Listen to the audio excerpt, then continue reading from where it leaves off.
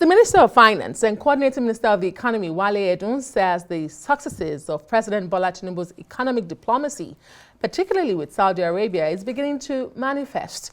Edun, who led a delegation to Saudi Arabia that included the Central Bank of Nigeria governor and members of the Presidential Economic Coordination Council on what he describes as a follow-up visit, notes that the president's visits around the world are yielding positive results for foreign direct investment, trade, among others.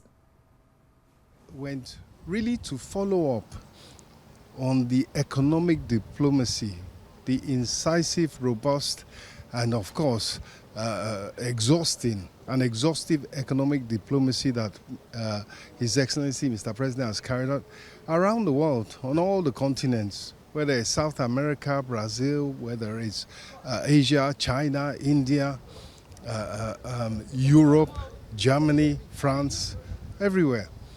It was in continuation as a follow-up to ensure that the inroads and successes that he has made with, in this case, in Saudi Arabia, the burgeoning, developing relationship with His Royal Highness, the Crown Prince of Saudi Arabia. You all know, and we all heard, that Saudi Arabia, the Saudi Agricultural Livestock Investment Company, has just around the 23rd of December increased its investment in Olam by a $1.2 billion additional investment. So it is that type of transaction that Mr. President has taken the steps of stabilizing the Nigerian macroeconomic environment to encourage such and to attract such. And of course, that is an example of the success of the strategy followed by Mr. President. Well, Ambassador Bolaji Akinremi, who is the Director, Economic, Trade and Investment in the Ministry of Foreign Affairs, joins me in the studio to look at this development. Thank you so much for being on the news tonight. Thank you so much, Adesua. Great.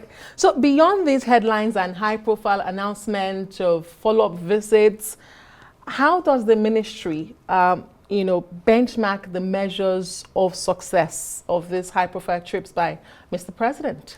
Well, thank you so much. I'm Director Economic, Trade and Investment of the Ministry of Foreign Affairs. The economic team of Mr. President consists essentially, without Ministry of Foreign Affairs, we're essentially a member of the Security and Defense, but howbeit, there is no way that you can carry out investment with other countries without dealing with the Ministry of Foreign Affairs. Great. So you're the man that should know. We are the window. Okay. So whatever figure that you have in the Ministry of Industry, Trade and Investment, or the NIPC or any other stakeholder must conform and must cross-check with us. Okay. So we are the window.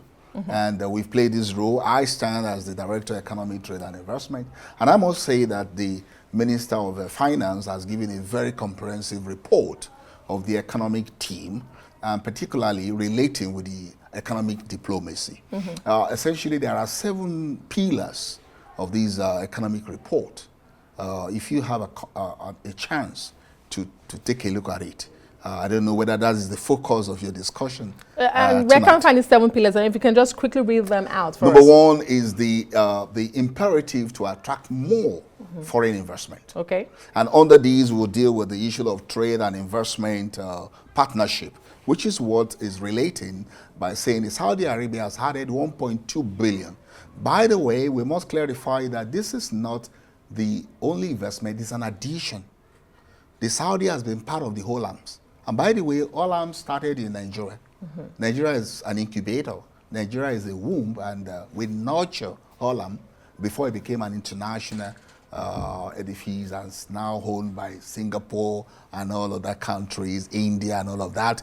But it's a company that started in Nigeria. Number 2 is that economic reforms and policies. This is very essential in the report that was given by the economic team. Here you will look at the issue of tax and fiscal policies, fiscal policies. And of course, number 3, you will look at the diversification of the economy. You know, successive government have spoken to us about the need for diversification. But the Bola Ahmed Tinubu as being the real driver of this diversification of the economy. Right. All right. Number 4, you will see the issue of improving ease of doing business. Now, you cannot talk of ease of doing business by just some rules that you put in paper and online. You know, you have to speak really about regulatory policies, and you have to talk about infrastructure.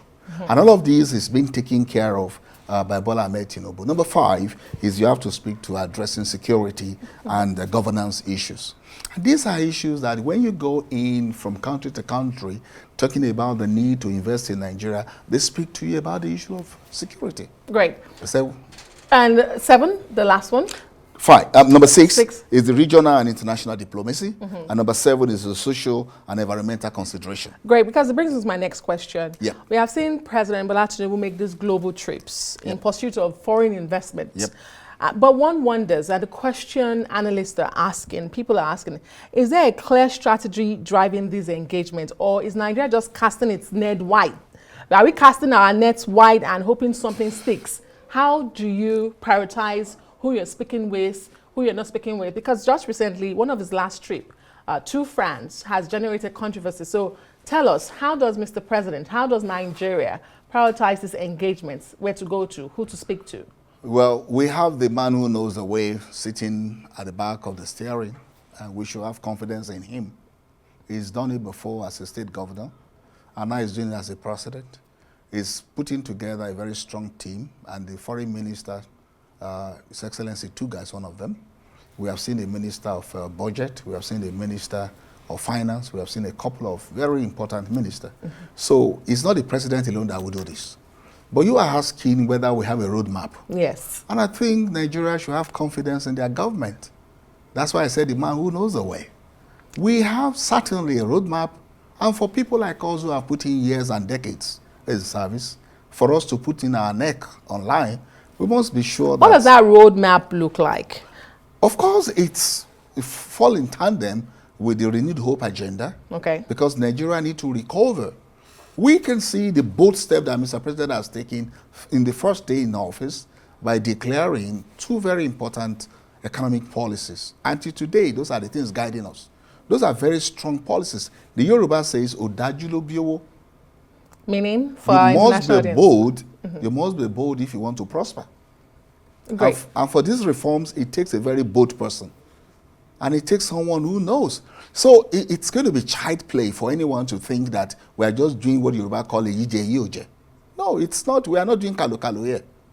It's not so lucky deep. Okay, I'm glad you mentioned that one of the 7 priorities, one of the pillars is diversification. Sure, sure. And so what are the sectors really that we target in this foreign direct investment beyond agriculture, which is what the Olam deal, I suppose, is about? I have 3 to you. Infrastructure, technology and digital. Where are we getting those from? Which of these trips have given us those? You don't look into a particular country when it comes to a nation. You just have your object, you have your direction, and any country who is willing to help you comes on board. But in this case, the trip to France justified the need for us to go into digital and technology, which is very important for us. The need to go to China tells us about infrastructure. And you know, China has been very strong in this. The US comes in when it comes to structure, even on digital and technology. So we have our direction, we have things, and government is very strong on the issue of policies, goals, and objectives. Great. I mean, that sounds all nice on paper. Okay, but it's reality. Ambassador Akinremi. But for many Nigerians, they're wondering when all of this translates to fixing the inflation, fixing the job numbers in the country, fixing the ability to spend the money in their pocket to get them things off the shelves. And I stand to be corrected. I'm a public servant, I'm a civil servant. Nigerians are more prosperous now than a year before. By what measure? By the measure of the fact that you can quantify what you have now. There is more stability. By the fact that even in the last 1 year, the dollar has been stable. This is what the international community wants. You see, it is not the amount of your currency to another currency that is important, but the stability of it. We have countries, China,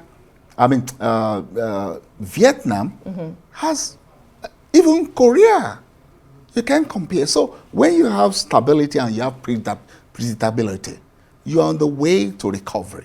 You're on the way to prosperity.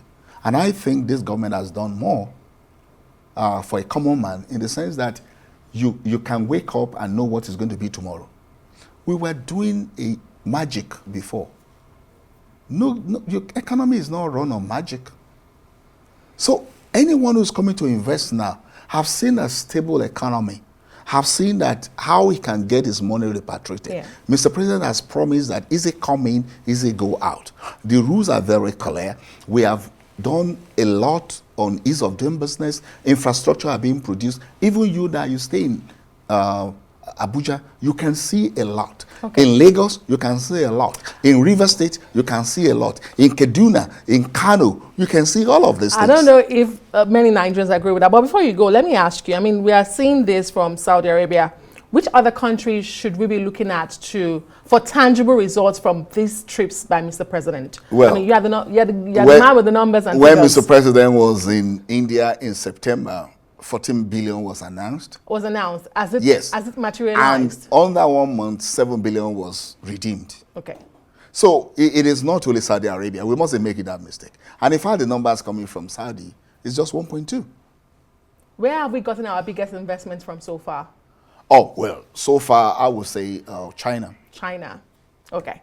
Ambassador Bolaji Akinremi, the Director, Economic Trade and Investment in the Ministry of Foreign Affairs. Thank you so much for sharing these insights with us. My pleasure.